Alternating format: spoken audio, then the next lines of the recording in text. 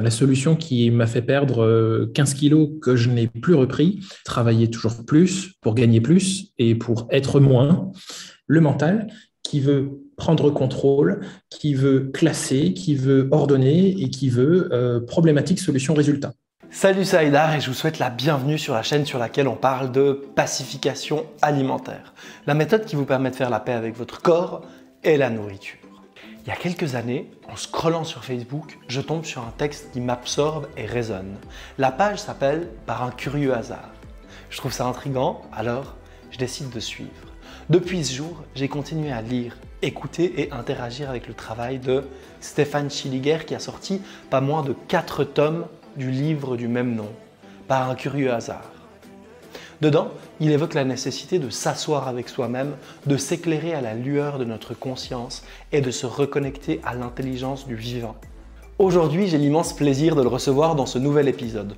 Contrairement aux précédents invités, Stéphane n'est pas spécialisé sur la thématique des troubles du comportement alimentaire.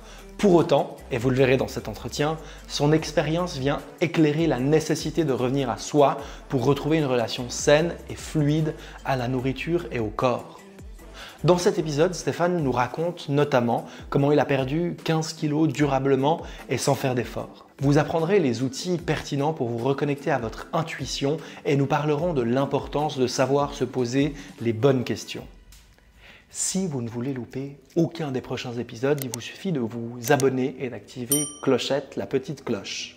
Si vous avez la moindre remarque ou question, écrivez-la dans l'espace commentaire. On se fera un plaisir de vous lire et de vous répondre.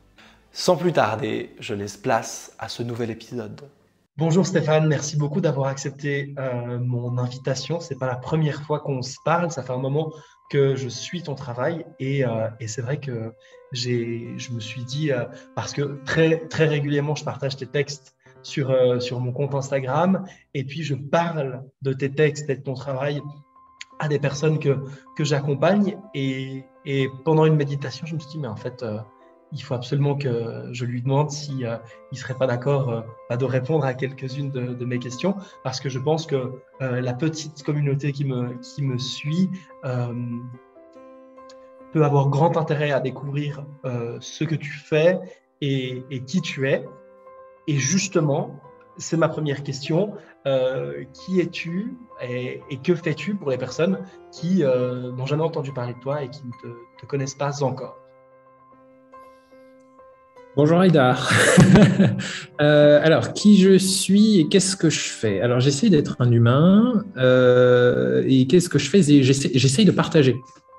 J'essaye de partager mes expériences de vie et ce que moi, de mon point de vue, je comprends de ce qu'on est en train de faire ici.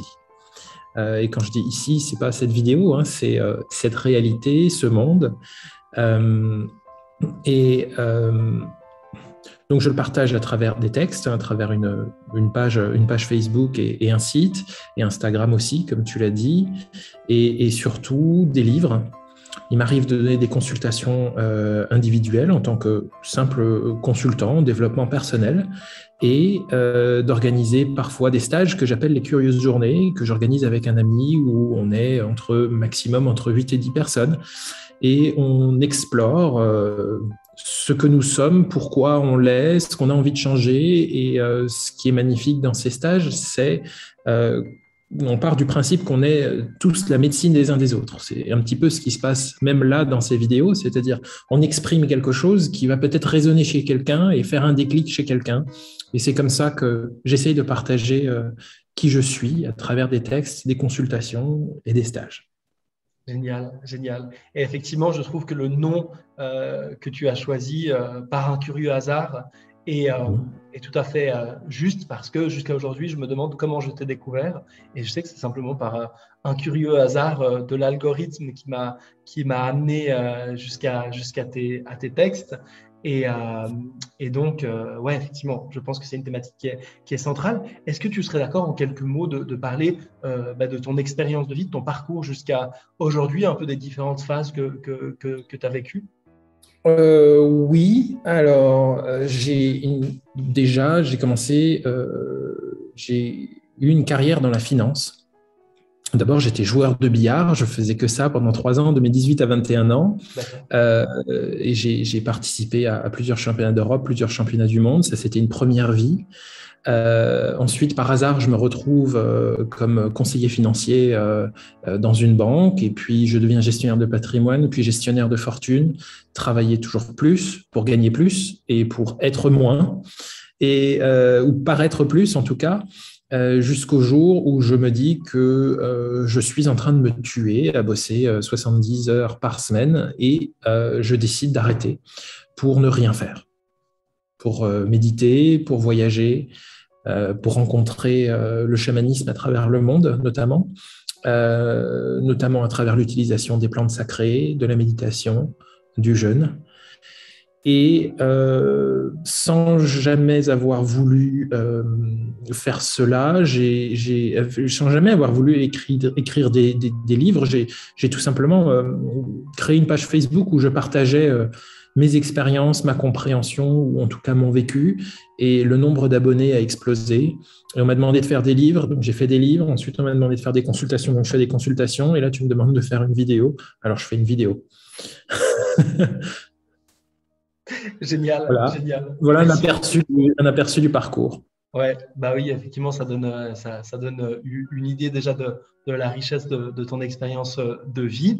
Et plus particulièrement, comme tu le sais, la thématique de la chaîne sur laquelle on est, donc la pacification alimentaire, parle du rapport au corps et du rapport à la nourriture, parce que ça fait partie de mon expérience de vie et de celle des personnes qui sont en train de nous écouter en ce moment. Toi, c'est pas du tout un thème de prédilection initialement chez toi, même si effectivement tu parles de l'intuition, tu parles de se rencontrer, tu parles de lâcher prise et de sortir du contrôle, mais pas spécifiquement sur la thématique de l'alimentation ou du corps. Mais j'avais envie de t'interroger sur ton expérience vis-à-vis de ça. Est-ce que toi-même, tu as rencontré des difficultés à accepter ton corps? Est-ce que toi-même, tu as eu des difficultés avec ta relation avec la nourriture, ou est-ce que ça a toujours été quelque chose de fluide? Non, ça n'a pas été fluide, ça l'est devenu. Il fut un temps, je crois, il y a une dizaine d'années, une problématique de surpoids. La solution que personnellement j'ai trouvée à l'époque, la solution qui m'a fait perdre 15 kilos que je n'ai plus repris, c'est l'hypnose. Alors, ça a été la solution pour moi. En tout cas, ce qu'il ressort de cette hypnose, c'est de ces 2 séances d'hypnose, c'est une prise de conscience. C'est ce qui m'est arrivé et comment j'ai perdu ces 15 kilos sans aucun effort. C'est cette question, c'est qu'est-ce que je suis en train de faire quand je mange? Et pourquoi je mange? Donc, en fait, moi, ce qui m'arrivait dans mon comportement alimentaire, c'était en plus en plein dans ma carrière quand je travaillais le plus. C'était aujourd'hui, avec le recul, pour moi, mon comportement alimentaire était une surcompensation d'une souffrance professionnelle. Au même titre que mon comportement consumériste de manière générale. On surcompense la souffrance qu'on s'impose au travail, par exemple. Ce qui m'est arrivé, c'est la prise de conscience progressive de pourquoi je mangeais. Et donc, moi, l'habitude que j'avais, c'était d'ouvrir mon frigo 15-20 fois par jour et prendre un petit truc, et puis un deuxième, et puis un troisième, me lever en plein milieu de la nuit et m'envoyer une tablette de chocolat, enfin ce genre de choses. Et la question qui m'a été suggérée ou imprimée dans mon esprit par des séances d'hypnose, c'est pourquoi es-tu en train de manger? Et la réponse qui venait souvent, c'est parce que je suis angoissé, parce que je suis anxieux et que j'ai envie, avec du sucre ou avec du gras ou avec peu importe, j'ai envie d'appuyer le mouvement que ça prenait chez moi et de faire descendre cette émotion. Et effectivement, le sucre marche très très bien, en tout cas chez moi, mais chez les gens que je côtoie, c'est une drogue déjà très addictive. Et en plus, ça fonctionne très très bien pour réprimer ces émotions. Effectivement, c'est drôle que tu parles de ça parce que c'est le thème de la dernière vidéo que j'ai sortie sur l'alimentation émotionnelle. Souvent, on utilise effectivement l'alimentation, particulièrement des aliments qui sont gras ou sucrés pour se réguler émotionnellement. Et ma question, c'est que souvent, ce qu'on nous propose quand on est confronté à ce type de comportement, c'est de s'interdire, par exemple, de ne pas acheter de chocolat, de s'interdire les aliments sucrés, d'être dans une forme de restriction. Est-ce que c'est une approche que tu as essayée? Et si oui, qu'est-ce que ça a donné pour toi? Oui, c'est vrai qu'avant cette période, m'interdire a été surtout contre-productif. Donc, c'était très facile avec certains régimes ou certaines restrictions de perdre 4-5 kilos et de les reprendre, voire de reprendre 1 kilo de plus. Et c'est comme ça que j'en suis arrivé finalement à un moment de ma vie, plus 15 kilos, quoi. Ouais, Jusqu'à aujourd'hui, finalement, arriver à un poids soi-disant idéal en termes d'IMC. Mais ce qui me semble intéressant à dire par rapport à la restriction, je pense que, en tout cas, c'est mon expérience à moi que j'ai envie de partager, c'est surtout une histoire de conscience. Chez les gens qui viennent me consulter, souvent, surtout les gens qui sont très dans le mental, coupés de leurs émotions, c'est d'ailleurs ceux-là en général qui, pour la plupart, vont se jeter sur le sucre, ou souvent se jettent sur le sucre pour réprimer les émotions que justement, ils n'ont pas envie de faire entrer en communication avec la sphère intellectuelle. Se restreindre à un effet contre-productif. Et l'idée, c'est tout simplement, moi, ce que je dis aux gens, c'est il n'y a rien à faire. Les gens qui sont très cérébraux, j'allais dire, viennent avec la volonté de repartir de la consultation ou du stage avec problématique, solution, résultat.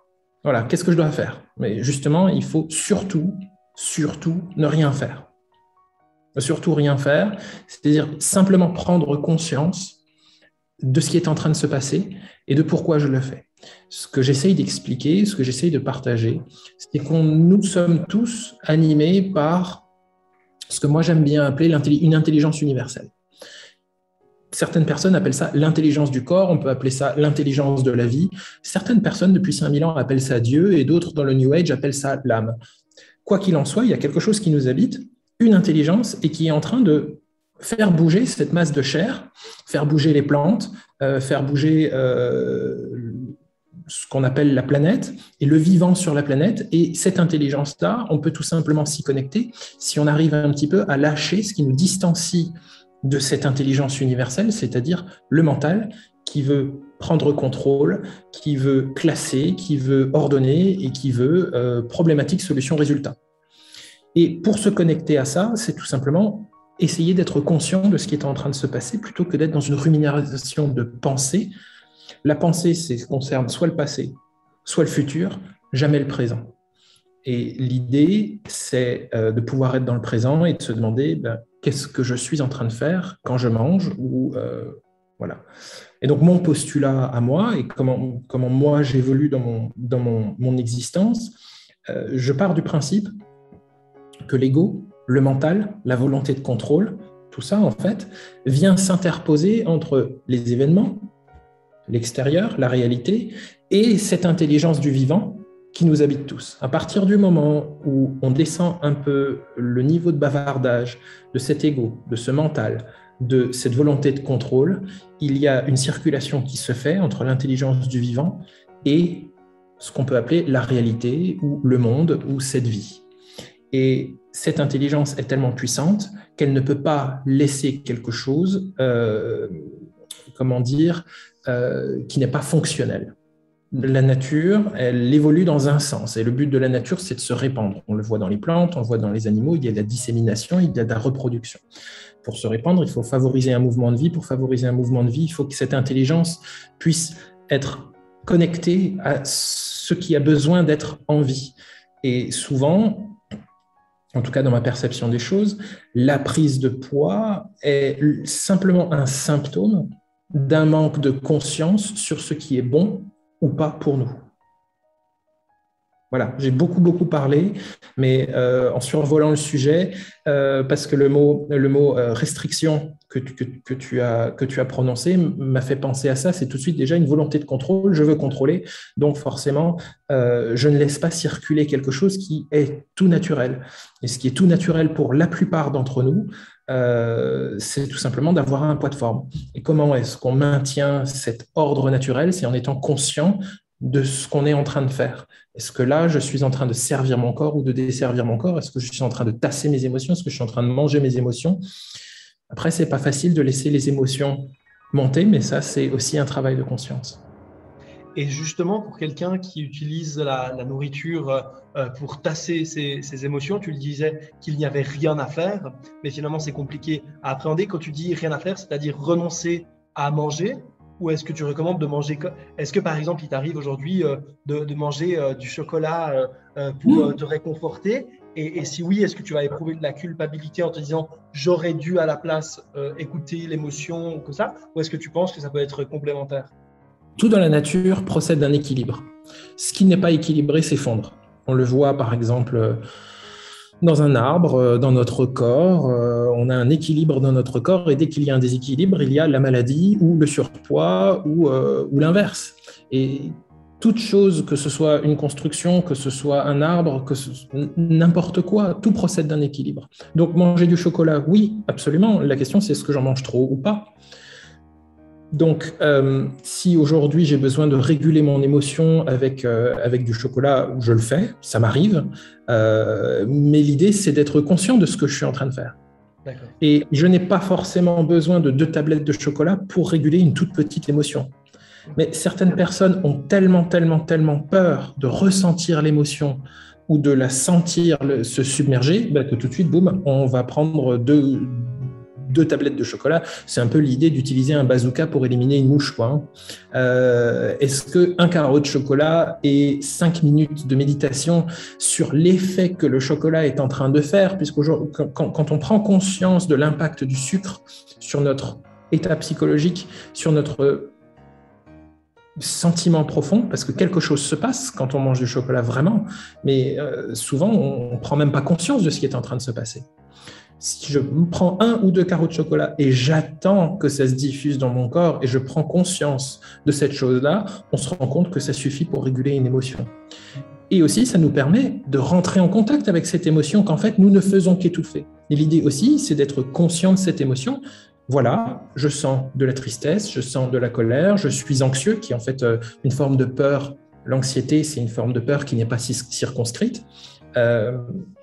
Si je prends conscience de ça, encore une fois, je permets à cette intelligence du vivant qui nous anime tous de rentrer en contact avec, appelons ça le problème ou l'obstacle ou la chose qu'on a envie de régler. Si j'interpose 2 kilos de chocolat ou un pot de Nutella en plein milieu, il n'y a aucune communication qui se fait entre le vivant qui m'anime et le problème qui a besoin d'être résolu. Tu parlais d'équilibre. Est-ce que tu penses qu'il est toujours nécessaire de vivre ces émotions et de les accueillir? Ou est-ce que parfois le contexte ne s'y prétend pas? On peut simplement les endormir un moment en attendant d'être dans de meilleures dispositions pour les accueillir?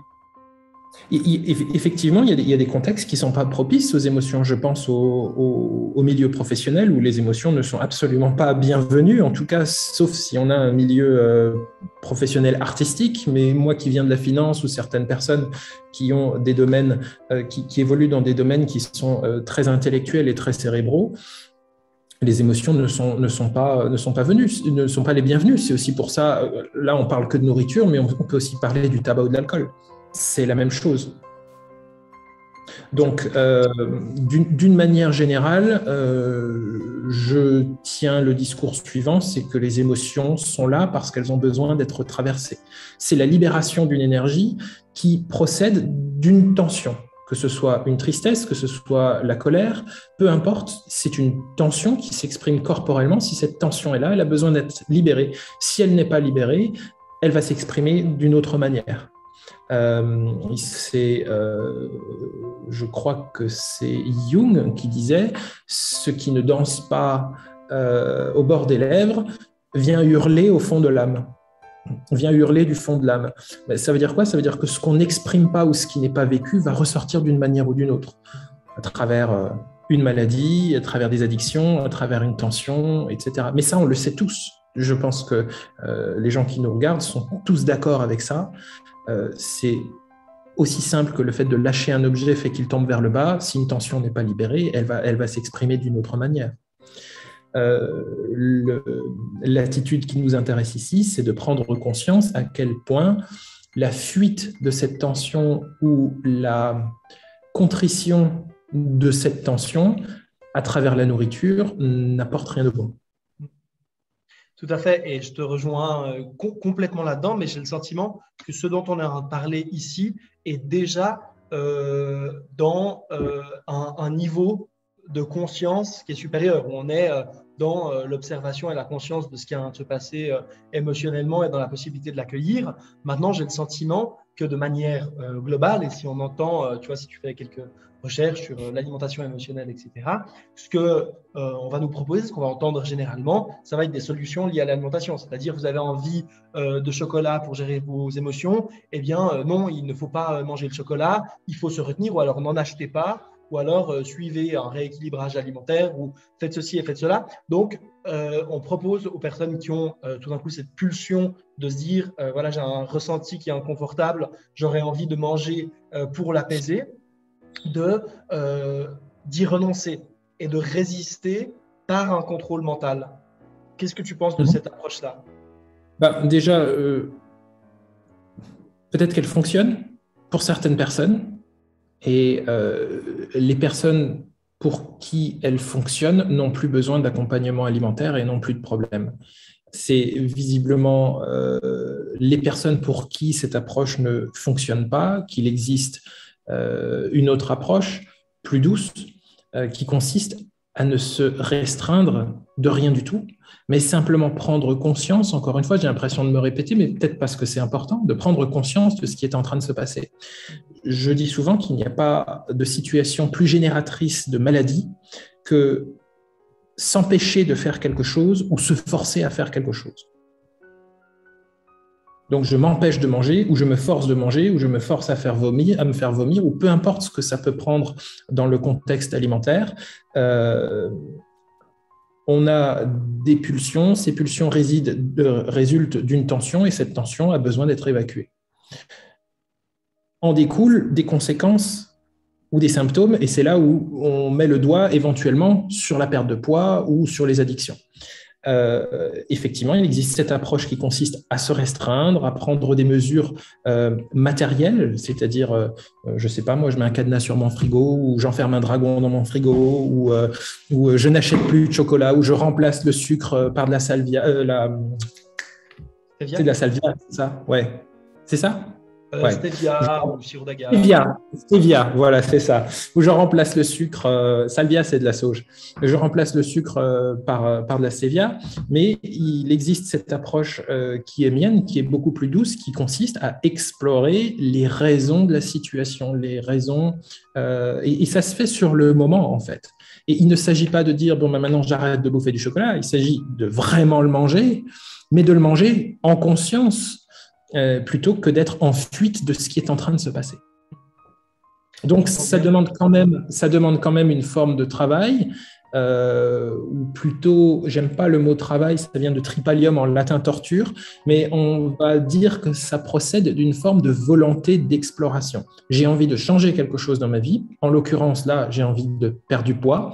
Est-ce que j'ai envie d'en explorer les raisons pour pouvoir comprendre le mécanisme qui mène à ce symptôme et pour ensuite pouvoir faire que les rouages ou les engrenages se desserrent un petit peu, voire se désolidarisent pour qu'il n'y ait plus ce lien entre la cause et le symptôme. Pour ça, j'ai besoin d'être présent et j'ai besoin de prendre conscience de ce que je suis en train de faire.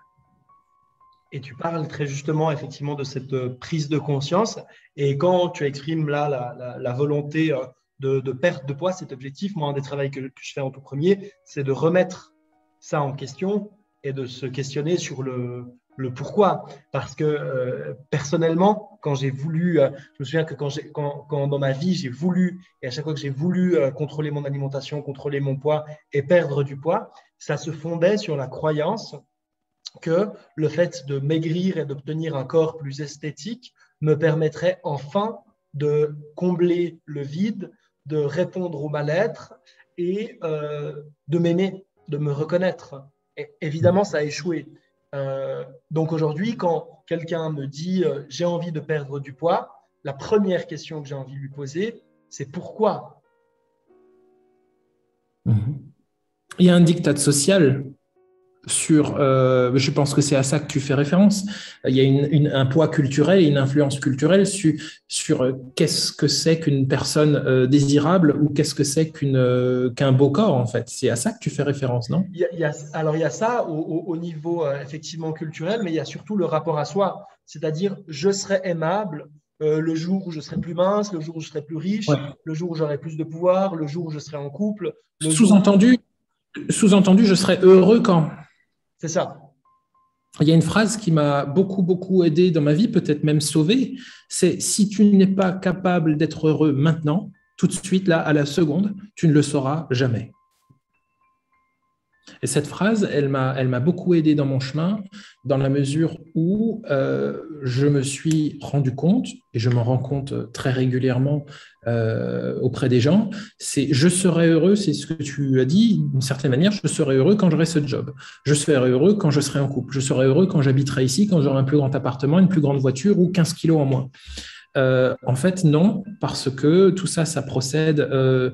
je pense, et j'en sais rien du tout, mais d'un processus biologique qui consiste à nous préserver en tant qu'espèce. C'est comme un programme qui est installé et qui nous dit que l'herbe est toujours plus verte ailleurs.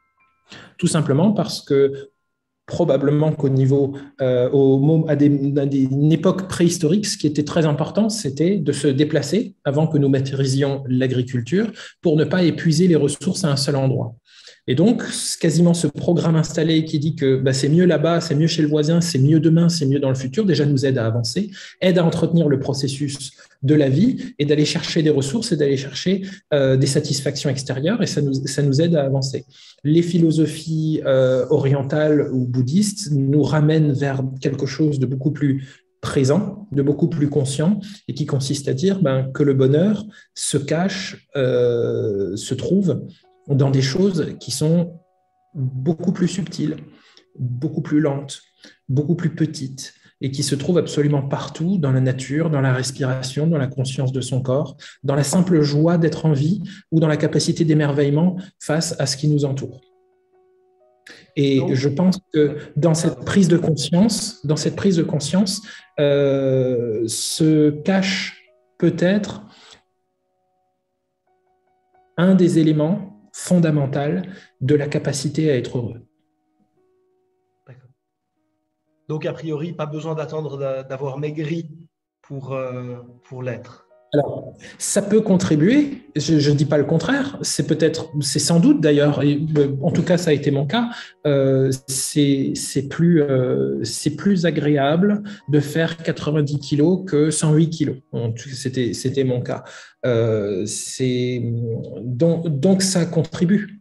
On le dit de manière beaucoup plus fréquente avec l'argent. L'argent ne fait pas le bonheur, mais il y contribue. On vit mieux avec 10 000 euros par mois qu'avec 1 000, et ce n'est pas parce qu'on a 10 000 euros par mois qu'on sera heureux. En tout cas, dans ma carrière, c'était absolument pas le cas, puisque le mal-être était vraiment intérieur. Et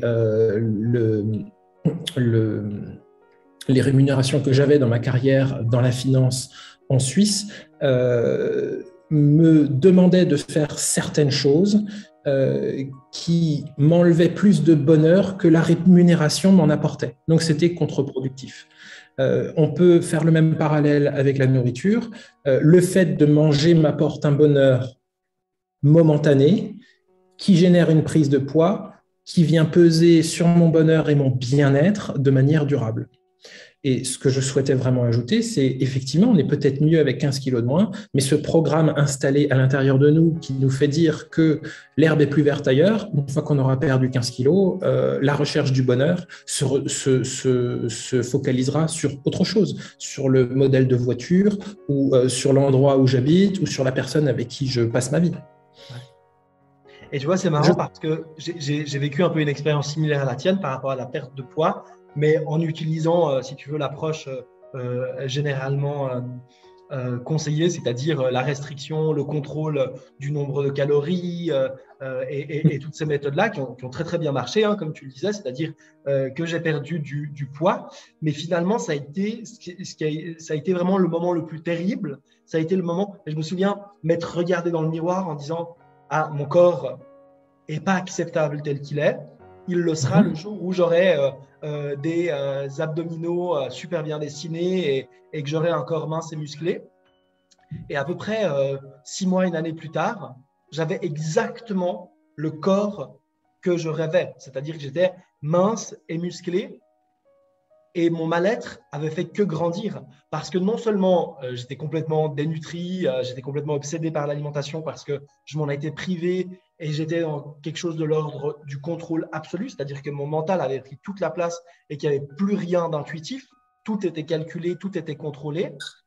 Mais en plus, je sentais que l'amour ou l'acceptation que je pouvais m'accorder était conditionnelle. C'est-à-dire tu es acceptable que si tu fais ce poids-là. Et si un jour, j'avais mangé une pomme en trop et que j'avais pris 200 grammes le lendemain sur la balance, tout à coup, ce chiffre qui s'affichait me signifiait que je n'étais plus acceptable. Et j'étais envahi par un mal-être encore plus grand. Donc, pour moi, la perte de poids a été plutôt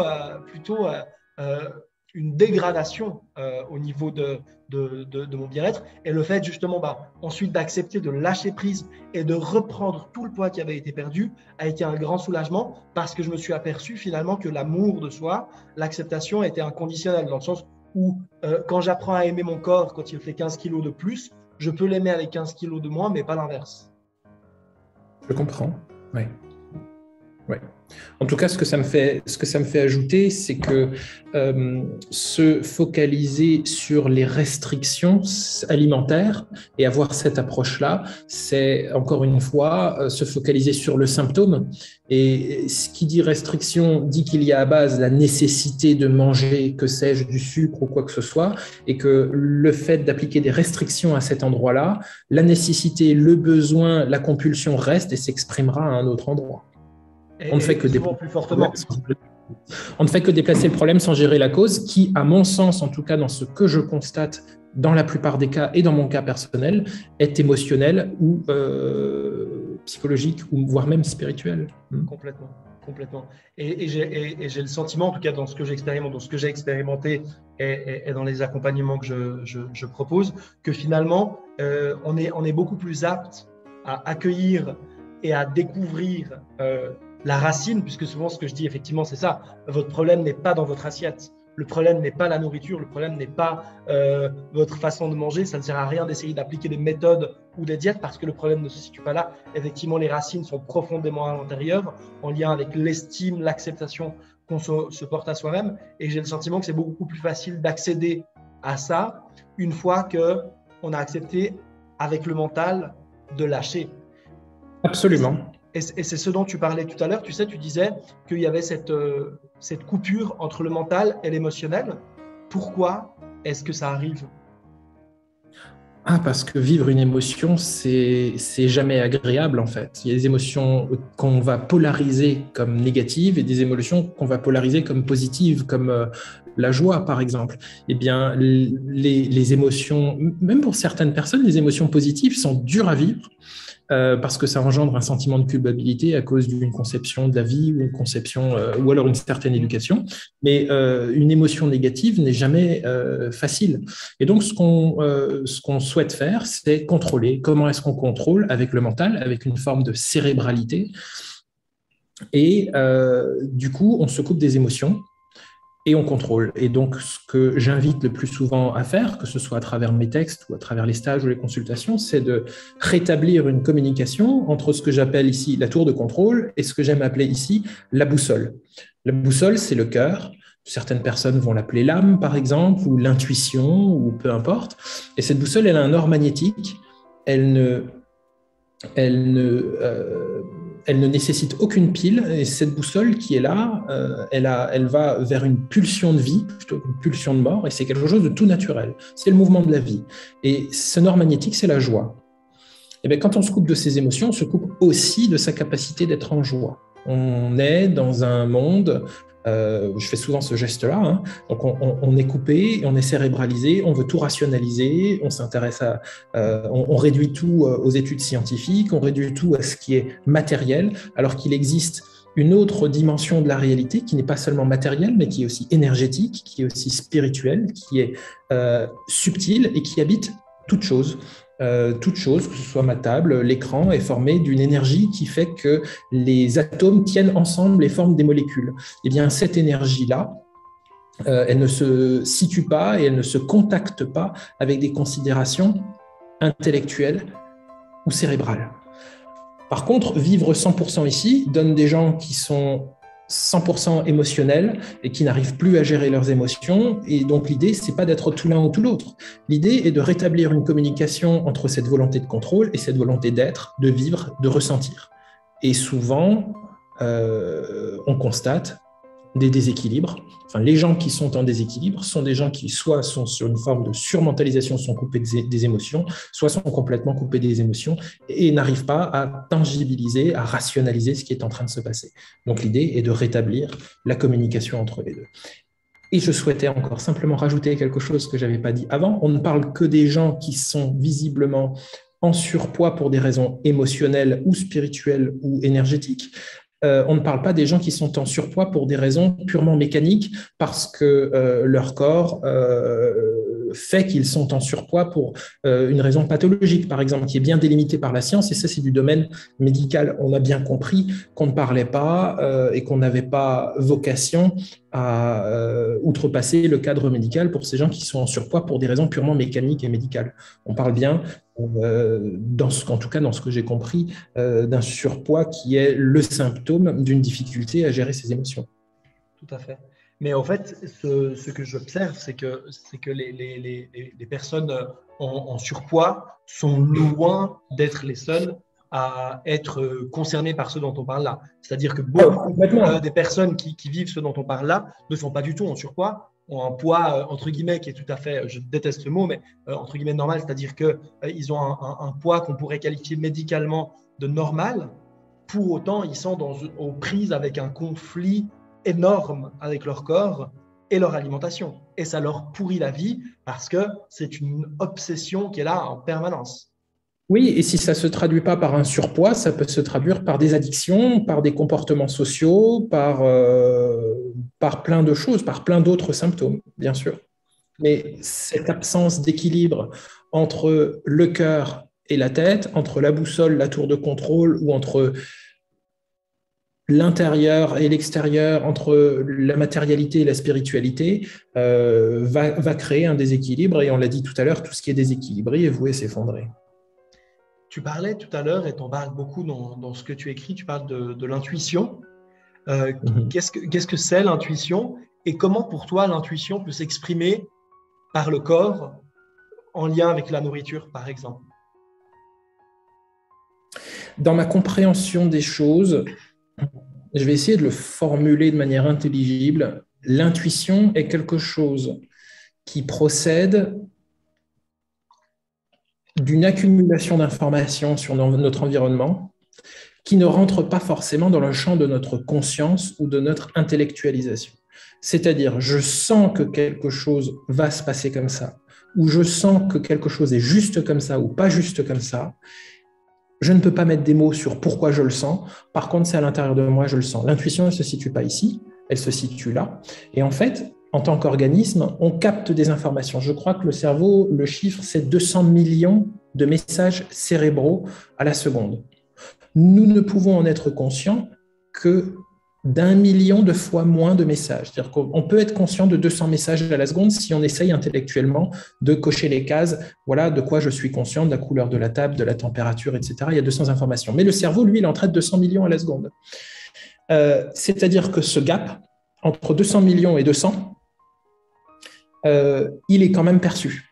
Il est quand même traité. Et si l'intellect ne peut pas en être conscient avec des mots, il est perçu par le corps et cela donne ce qu'on appelle une intuition. Et en quoi est-ce que l'intuition peut avoir sa place dans le comportement alimentaire? Peut-être, selon moi, être à l'écoute de son corps peut changer énormément de choses. Alors en fait, on est en train de parler de la même chose, mais si tu veux, on parle de deux facettes qui sont différentes. C'est-à-dire que tu parles de l'aspect compulsion, c'est-à-dire que le fait de dépasser sa faim et de se faire mal physiquement, c'est une manière de s'anesthésier, de mettre fin, c'est tout à fait juste. Moi, souvent, ce que je rencontre, c'est que cette polarité-là, elle est nourrie par l'autre polarité, qui est de ne pas répondre à ses envies et ses besoins. C'est-à-dire, j'aurais envie de manger un pain au chocolat parce que la boulangerie est juste à côté et ça sent bon et j'ai envie de manger un pain au chocolat. Mais puisque je me trouve pas acceptable, je ne vais pas manger ce pain au chocolat et donc je vais me retenir. Et effectivement, quand je vais rentrer chez moi le soir et que finalement mon mental va avoir un petit moment de faiblesse, le corps va reprendre ses droits et va pousser la personne à consommer du Nutella. Alors que peut-être si simplement on avait accepté de répondre à son envie de pain au chocolat, on aurait pu accueillir sa limite de « j'ai pas envie de manger un pot de Nutella entier ». Absolument. Ce n'est pas tout à fait juste ce que j'ai dit avant, puisque j'ai dit qu'il était enfermé dans des considérations intellectuelles, alors qu'en fait, il est enfermé dans une forme de compulsion, puisqu'il n'a pas conscience ou il ne souhaite pas prendre conscience de ce qui est en train de se passer dans son corps. Voilà, plus précisément. C'est ça. Je suis absolument d'accord. Et du coup, cette polarité, finalement, ne pas respecter ses limites, c'est-à-dire sa satiété ou son rassasiement, c'est la même, enfin, c'est une phase de la même pièce que ne pas respecter sa faim et ses envies. Et du coup, ça m'amène tu nous as parlé tout à l'heure de ton expérience donc par rapport au choix et à l'hypnose. Et aujourd'hui, où est-ce que tu en es et comment est-ce que tu fais tes choix alimentaires au quotidien? Comment est-ce que ça se passe pour toi? Alors aujourd'hui, ma démarche et mon quotidien, c'est tout simplement d'essayer d'être plus conscient de ce que je fais et de moins céder à des comportements compulsifs, mais pas en me restreignant, mais tout simplement en étant conscient de me dire, tiens, là, il y a une restriction, je suis en train de me restreindre, donc ça va, je vais le payer d'une autre manière, ou je suis en train d'être en pleine compulsion, et c'est quelque chose que j'essaye de regarder. Et encore une fois, je n'essaye pas de contenir cela, mais j'essaye de le vivre en pleine conscience. Et ce qui fait que je peux vivre j'ai d'ailleurs un paquet de bonbons qui est juste là. Par contre, j'en suis très conscient. Et le fait d'être conscient permet de limiter la prise à cette compulsion, à cette impulsion, et un résultat direct sur ma consommation de sucre. Et c'est exactement la même chose avec la consommation de viande. J'ai des considérations et des convictions qui sont plus spirituelles et idéologiques qui, pour moi, font que je pense qu'il faut manger moins de viande, ou en tout cas beaucoup moins de viande, et mieux sourcer la provenance de ces matières animales. J'ai divisé au cours des 3 dernières années ma consommation de viande par 3, mais sans aucun effort, tout simplement en étant conscient de ce que je fais, en mettant plus de présence. Alors je parle toujours de conscience, mais en fait l'idée c'est d'être présent, c'est d'être de moins en moins dans son mental et d'être de plus en plus dans des perceptions physiques qui sont liées à partir du moment où on descend dans le corps, on descend dans le présent. Dès qu'on est dans le mental, on est dans une projection future ou passée, anxiété ou dépression, et dès lors qu'on descend dans le corps, on est dans le présent. Et c'est ce que j'essaye de faire de plus en plus.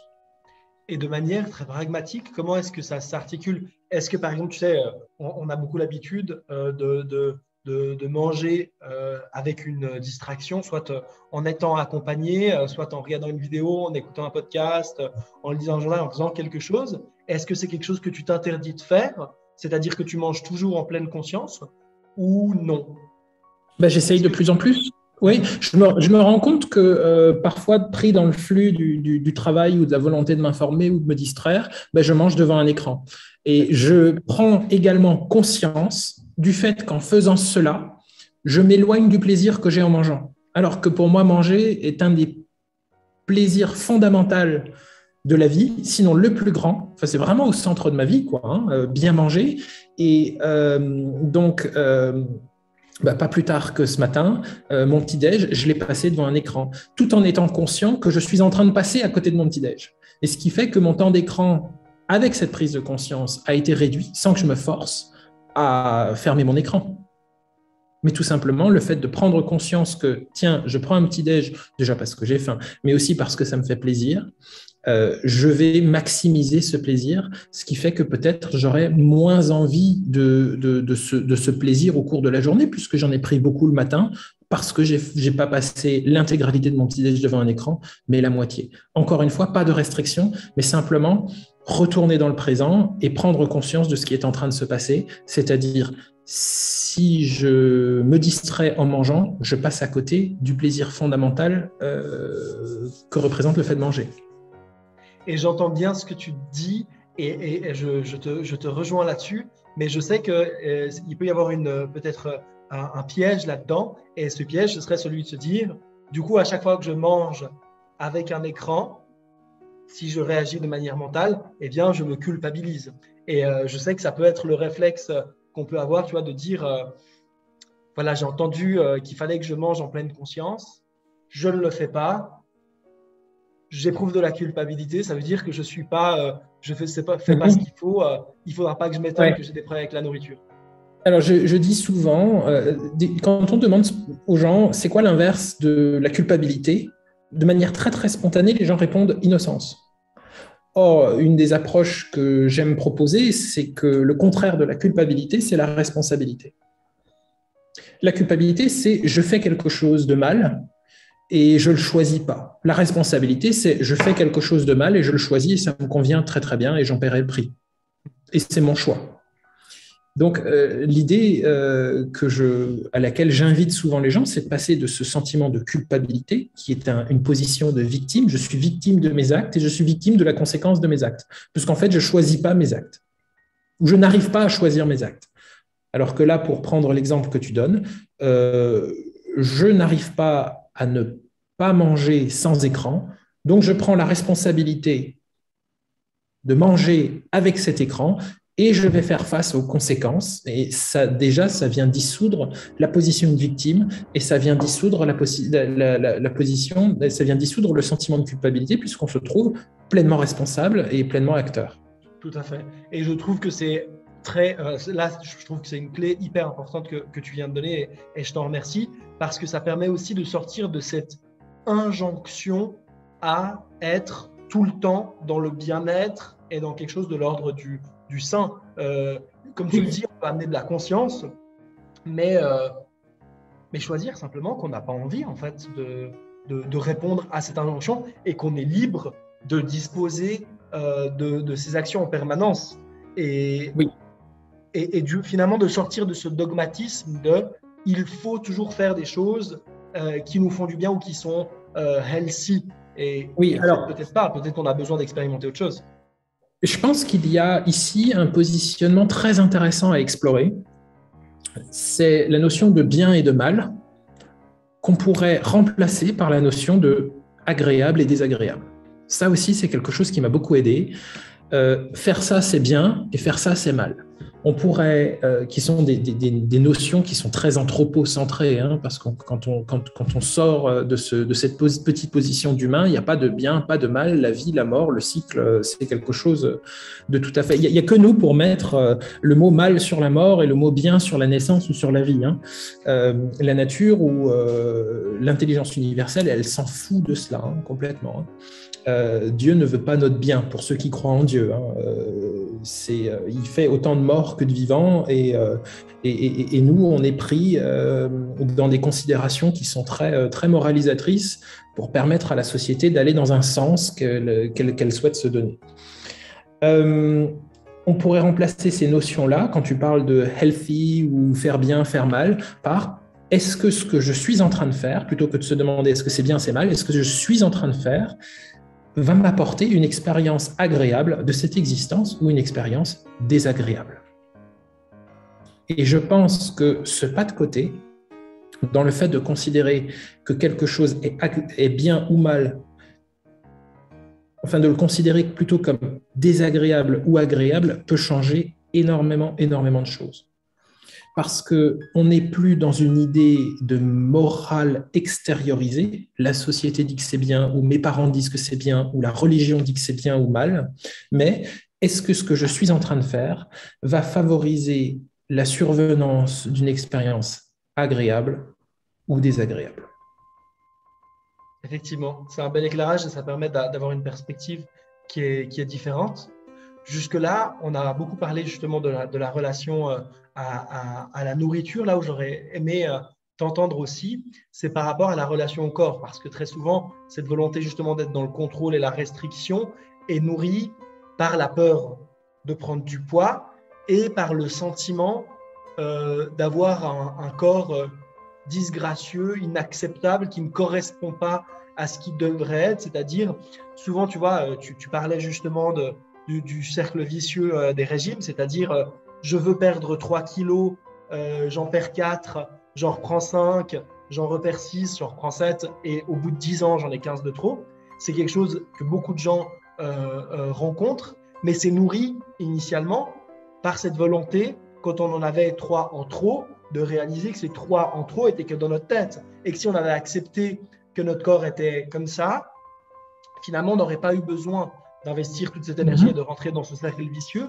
À quelqu'un qui dit « je ne supporte pas de voir mon image dans le miroir, je me trouve laid », que faire et quelle réponse tu pourrais apporter à cette problématique-là? Je n'ai pas vraiment de réponse. Spontanément, il n'y a pas quelque chose qui émerge. Je pense qu'on est en pleine subjectivité et que c'est aussi notre choix et notre libre arbitre que de céder à cette subjectivité, que de céder à ce diktat culturel qui vient nous dire que ce corps est beau ou ce corps n'est pas beau. Encore une fois, plutôt, ce qui peut être intéressant comme pas de côté, c'est de passer à l'image du miroir, comment je me vois dans un miroir, à comment je me sens dans mon corps. Puisqu'encore une fois, on passe de quelque chose d'extérieur, c'est quelle est l'image que je renvoie, à comment je me sens moi. Vraiment comment je me sens sans pour autant me regarder, parce que le fait de me regarder va me renvoyer aux images que je vois dans les magazines ou à la télé et va me permettre de me juger par rapport à ce cadre référentiel. Mais quand on se repositionne dans le présent, c'est-à-dire dans le corps, il n'y a pas le seul cadre référentiel, c'est comment je me sentais avant et comment j'ai envie de me sentir. Et on est sur quelque chose de beaucoup plus, j'ai pas le mot en français, mais empowering, self-empowering, de beaucoup plus auto-puissant, j'ai pas le mot, il va venir, mais on est sur quelque chose de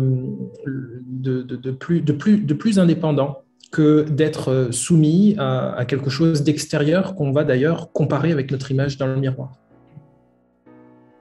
Et justement, tu vois, par rapport à cette coupure dont on parlait par rapport au corps, beaucoup des personnes que j'en rencontre disent, mais en fait, je ne sais pas, finalement, je ne sais pas ressentir la faim ou la satiété, je ne sais même pas ce que j'ai envie de manger, parce que je veux bien suivre mes envies, mais je ne sais même pas ce que j'ai envie de manger, parce que ça fait tellement longtemps que je décide avec ma tête que je ne sais plus rencontrer ce que me dit mon corps. Mon corps ne m'envoie plus de signaux ou les envoie de manière très forte. Et comment pour toi est-ce que c'est possible de revenir à ça? La méditation. Encore une fois, on revient, mais ce n'est qu'une proposition, hein, ce n'est pas un dogme ni une religion. Hein.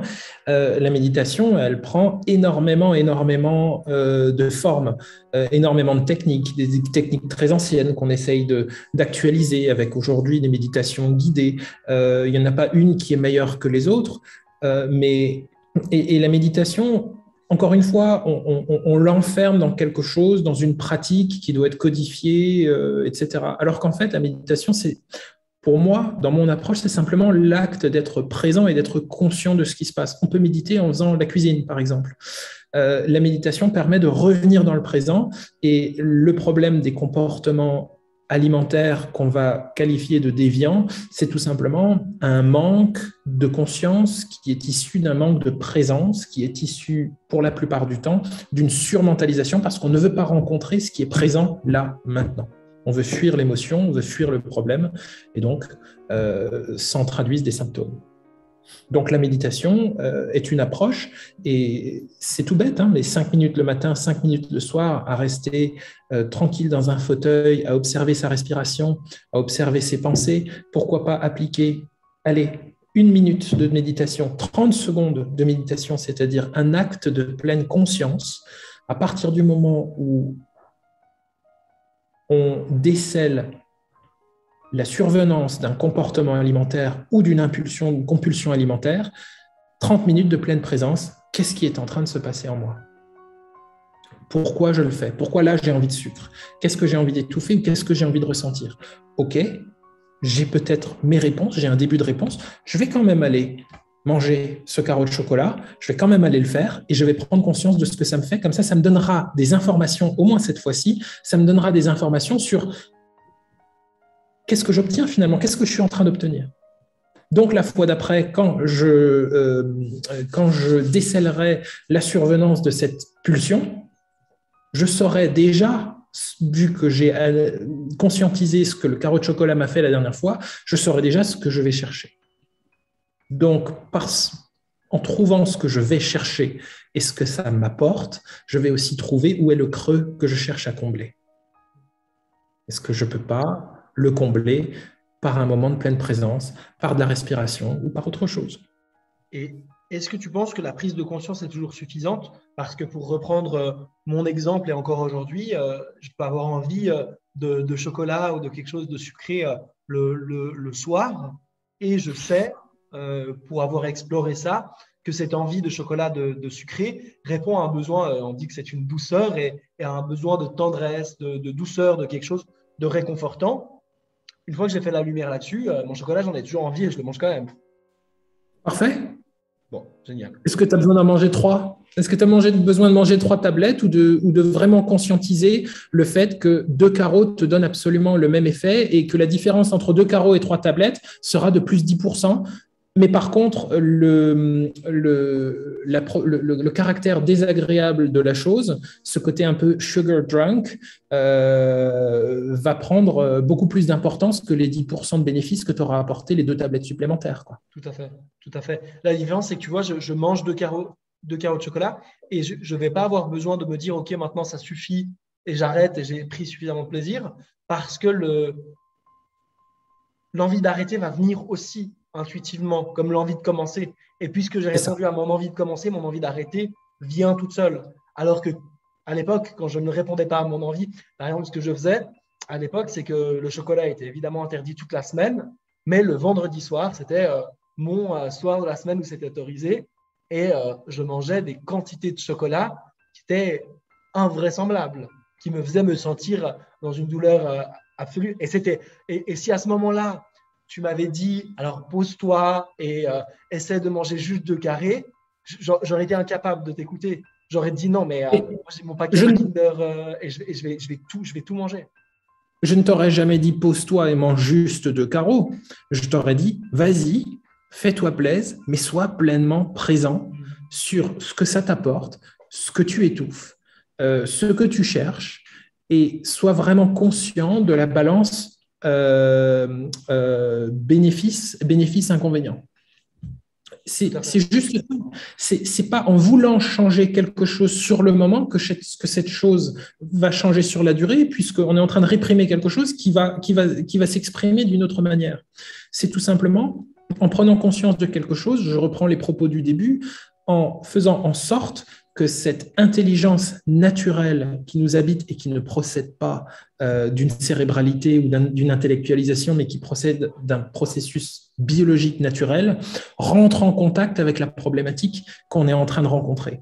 Et pour cela, il suffit d'être présent et de ne pas se forcer et de ne pas se contraindre. Absolument. Je suis complètement d'accord là-dessus. Maintenant, je pense qu'avant d'en arriver là, et justement pour pouvoir vivre cet événement en pleine conscience, il y a un travail de déconstruction justement de la culture des régimes, etc. Parce qu'à partir du moment où tu dis en fait le chocolat est le diable incarné et c'est mal et je n'ai pas le droit de le manger, tu ne peux pas en fait être présent parce que tu t'interdis de faire ce que tu es en train de faire. Donc, tu t'interdis aussi d'habiter le moment où tu es en train de manger ce chocolat. Et justement, tu vas mettre un écran, tu vas essayer de… Et d'ailleurs, les personnes qui ont ces compulsions, et je me souviens moi-même, décrivent très bien que lorsqu'on a une compulsion, toute forme de présence ou de conscience disparaît. On n'est presque plus là et on est presque dans un état de transe où il faut un état second, etc. Et finalement, la présence ou la conscience et le mental ne reviennent qu'après pour condamner. Eh bien, l'idée, c'est que ça vienne le plus tôt possible. C'est un exercice et C'est comme toute chose, hein. Je pense que dans tout, absolument tout domaine de la vie, on n'est pas bon la première fois. Et l'idée, l'impulsion de base, la motivation de base, ce qui est intéressant, c'est aussi de l'explorer. Est-ce que je veux être plus mince pour plaire plus, pour être, avoir un sentiment de bonheur qui n'est qu'artificiel, ou est-ce que je veux simplement me sentir mieux dans mon corps?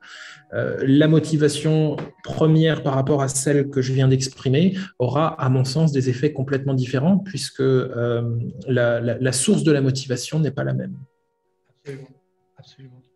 Là où j'aurais voulu t'entendre aussi, c'est que ce que j'ai constaté, c'est que finalement, il y a des sortes de schémas récurrents qui reviennent, qui résonnent avec moi dans les personnes qui me contactent, qui sont, donc on en a parlé, hein, la jonction, la coupure entre la tête et le corps. Et d'ailleurs, c'est pour cette raison que j'ai décidé d'appeler mon approche la pacification alimentaire, parce que l'idée est de résoudre les conflits qui existent entre le mental et le corps et la nourriture.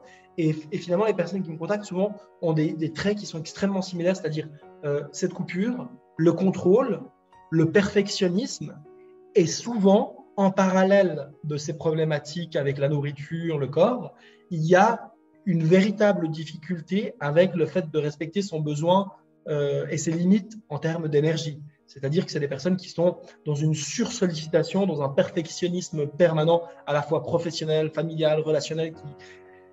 Et au bout d'un moment, c'est devenu trop et c'est intenable et il y a un sentiment d'épuisement. Mais il y a une résistance face à cet épuisement. De dire non, il faut absolument que je tienne le coup, que je me réveille tous les matins, que je fasse toutes les choses que j'ai à faire, alors qu'en fait, ces personnes ont besoin de dormir. De l'inverse, absolument. Absolument. Cette tension, une des approches, une des manières de la voir, elle résulte d'un équilibre ou d'un déséquilibre entre les peurs et les désirs, ou les peurs et les désirs. Les peurs, c'est ce que je n'ai pas envie de rencontrer, c'est l'expérience que je n'ai pas envie de faire, et les désirs, c'est le truc que je veux rencontrer et que je ne veux surtout pas lâcher. Si j'ai peur de rencontrer mes émotions, si j'ai peur d'être rejeté, d'être abandonné, d'être trahi, etc., je vais tout faire pour le fuir et par exemple, la manifestation de cette fuite, ça va être une surtension intellectuelle et la volonté de contrôler pour ne pas rencontrer ces peurs. Et donc, j'ai un désir qui est, par exemple, de sortir de cette volonté de contrôle, qui n'est pas franchement saillant. Et donc, je vais rester dans cette tension et le corps va me rappeler par un processus, par des phénomènes d'épuisement ou de burn-out, qu'à un moment, il faut arrêter. Donc, il faut que naisse le désir d'avoir une relation avec son corps et d'avoir une relation avec l'existence qui est un petit peu différente. Pour ça, je dois accepter d'aller progressivement rencontrer ces peurs. Pour rencontrer mes peurs, il va falloir que je les conscientise. De quoi j'ai vraiment peur? De quoi cette volonté obsessionnelle de contrôle et de surefficience me tient à distance? De la peur d'être rejeté, de la peur d'être jugé, de la peur d'être con ou insignifiant. Ok, j'ai délimité le cadre de ces peurs qui fait que je suis complètement enfermé dans une obsession de contrôle et une obsession d'efficacité ou de surproductivité. Est-ce que je peux aller rencontrer ces peurs? Est-ce que je peux tourner autour? Est-ce que je peux aller les caresser? Est-ce que je peux m'autoriser à ressentir ces choses que je fuis? Et ça doit naître d'un désir. Malheureusement, pour la plupart du temps, le désir, il naît souvent d'un accident. C'est-à-dire d'un moment où on se dit stop, maintenant il faut que ça change. Donc j'ai le désir de vivre différemment. À un moment où on se met à consulter, où on se met à ouvrir des livres de développement personnel ou à regarder des vidéos sur YouTube parce qu'on a envie que quelque chose change. L'idée, c'est de se connecter de plus en plus à ce désir, mais c'est aussi d'aller rencontrer ce désir. Ça peut se faire aussi par la méditation, ça peut se faire par les consultations, ça peut se faire par les lectures, par l'introspection. Et l'idée après, c'est de rétablir un équilibre, voire un dépassement, un basculement entre peur et désir. Je dois aller délimiter mes peurs, analyser mes peurs, les rencontrer progressivement pour les abaisser et contacter ce désir qui va permettre un basculement de mon comportement un comportement qui peut être alimentaire ou un comportement qui peut être celui des personnes qui sont en surmentalisation constante, en excès de contrôle et qui fait qu'à un moment, le corps lâche. Tout à fait. Et une fois que ce basculement dont tu parles est opéré, que la personne finalement, entre son désir de changement et la douleur qu'elle éprouve à rester dans le contrôle se fait, ben en fait, c'est comme un pendule. Quand il est allé loin dans un sens, il va loin dans l'autre sens. C'est-à-dire que la personne est au lit, dans son canapé, et décrit une incapacité, pourtant c'était des gens très actifs, mais une incapacité à se lever pour passer un coup d'aspirateur. Ça paraît insurmontable. Bien sûr. Et du coup, là, dans cette situation, pour cette personne qui est dans son lit, qui est épuisée, est-ce qu'on lui recommande d'essayer quand même de passer l'aspirateur ou d'attendre que l'envie vienne? Je pense, en tout cas personnellement, qu'on lui recommande rien d'autre que enfin de se laisser accepter et traverser par ce qui est en train de se passer.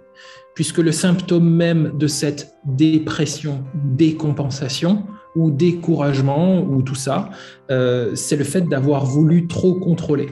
Et la vie ou notre corps ou la réalité nous propose à un moment de se calmer. Et encore une fois, si la personne se plaint de cet état, ce qui est tout à fait légitime, c'est encore une fois une tentative de reprendre le contrôle sur quelque chose. Et cet état, cette décompensation a besoin d'être vécu. C'est au moment où elle dure trop qu'il peut être envisageable et souhaitable de consulter un professionnel de santé. Mais ça n'est que la conséquence d'un surmenage. Si la personne ne prend pas conscience de la nécessité de reposer, de se reposer, ce qui est le cas dans toute chose, dans la nature.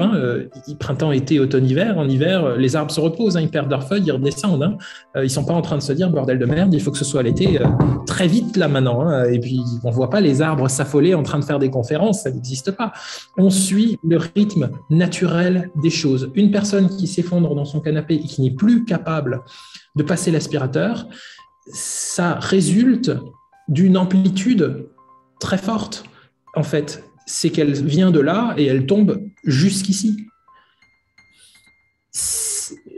La volonté de contrôle et la volonté d'aller contre le cycle naturel des choses étant tellement forte, eh bien, le contre-coup est comme ça. Le contre-coup est d'autant plus fort. L'idée, c'est d'essayer, peut-être, pour ceux qui le souhaitent toujours, d'avoir une cyclicité un petit peu plus douce. C'est un peu comme si une personne qui passe d'une obsession du contrôle à un effondrement dans son canapé à plus pouvoir se lever, c'est un peu comme si nos hivers, il faisait moins 100 degrés et les étés, plus 100 degrés. À moins 100 degrés, tout meurt et à plus 100 degrés, tout brûle. Et c'est pas durable. Et l'idée, c'est que cette courbe sinusoïdale de nos cycles qui sont tout à fait naturels, comme le cycle jour-nuit, c'est d'essayer de faire quelque chose de plus doux. Absolument. Et encore une fois, par plein d'outils qui peuvent être les consultations avec des psychothérapeutes, qui peuvent être la méditation, le fait d'être en contact avec les natures, échanger avec les gens, s'entourer de gens bienveillants, être présent.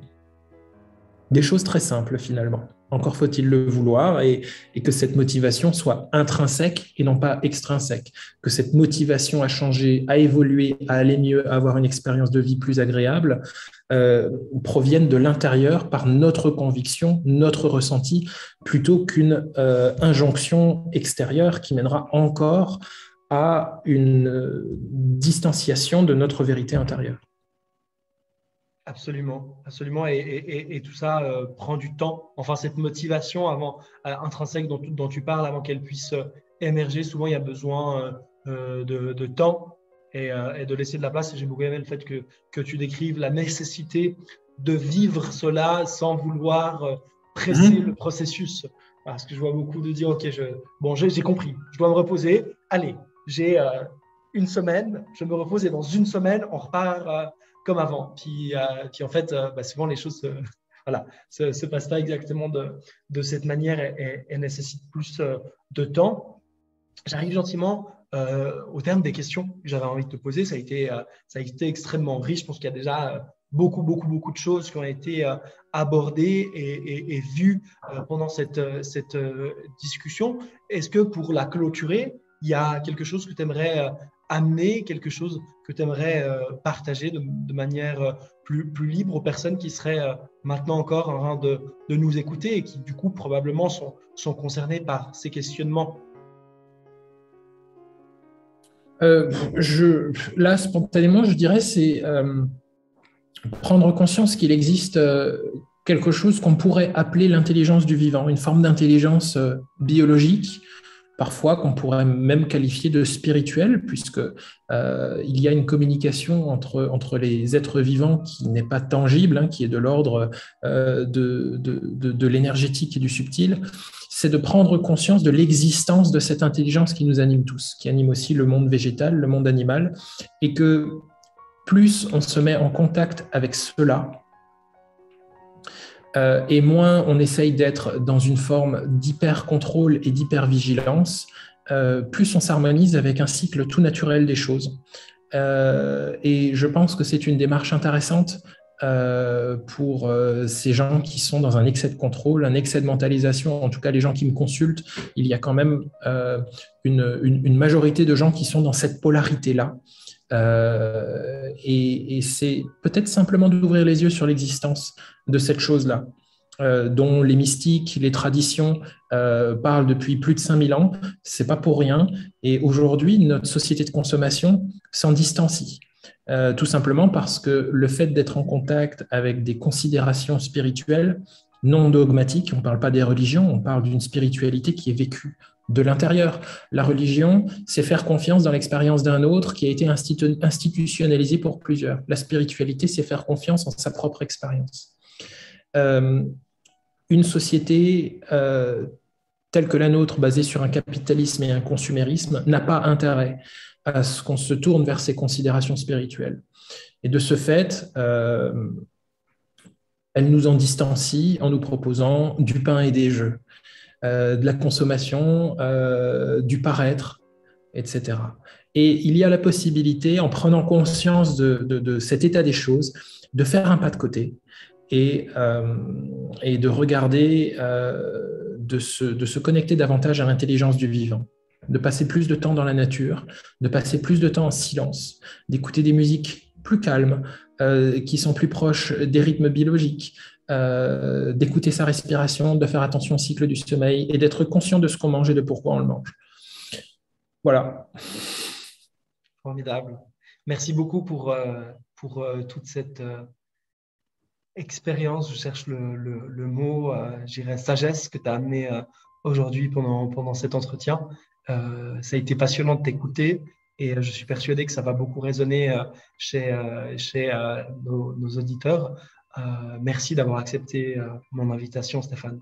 Et merci pour ton travail et tes livres que je ne peux que recommander. Mais de toute manière, voilà, on peut les découvrir déjà à travers ta page Instagram, ta page sur Facebook par un curieux hasard. Les 4 tomes que tu as déjà écrits, tu m'as dit qu'actuellement tu étais en train de rédiger un cinquième livre qu'on se réjouit de découvrir et je ne peux qu'encourager les gens qui nous écoutent à le faire. Merci à toi. Si vous êtes encore là à ce moment de la vidéo, c'est probablement parce que le contenu vous a intéressé. On serait ravis d'avoir votre feedback ou vos questions dans l'espace commentaire. Dans la description de la vidéo, vous trouverez évidemment tous les liens vers la page Facebook, Instagram de Stéphane, ainsi que vers ses 4 livres. Je vous encourage évidemment vivement à aller les découvrir au plus vite. Dans cette vidéo, on a notamment parlé de la puissance de la méditation. Depuis 2 ans, je médite chaque matin grâce à la meilleure application qui existe sur le marché, Evolume. Depuis toujours, je la recommande à mon entourage et aux personnes que j'accompagne. Mais aujourd'hui, j'ai le plaisir de vous annoncer que je suis devenu officiellement partenaire. Ça me permet de vous proposer 1 mois d'essai gratuit pour décider si vous souhaitez continuer l'aventure avec eux. Si ça vous intéresse, vous trouverez le lien ainsi que le code promo en description. J'en profite pour vous dire que vous avez encore la possibilité de demander un bilan personnalisé 100% gratuit. Concrètement, il s'agit d'un appel avec moi durant lequel on pourra faire le point sur votre relation à la nourriture et mettre le doigt sur le blocage qui vous empêche de faire la paix avec votre corps. Si vous souhaitez recevoir votre accès, il vous suffit de cliquer sur le lien qui s'affiche dans la description de la vidéo. Pour ne louper aucun des prochains épisodes, il vous suffit de vous abonner et d'activer clochette, la petite cloche. Si vous avez apprécié cet entretien, vous pouvez laisser un pouce vers le haut. Dans tous les cas, on vous remercie pour votre attention et on vous dit à la prochaine. Au revoir.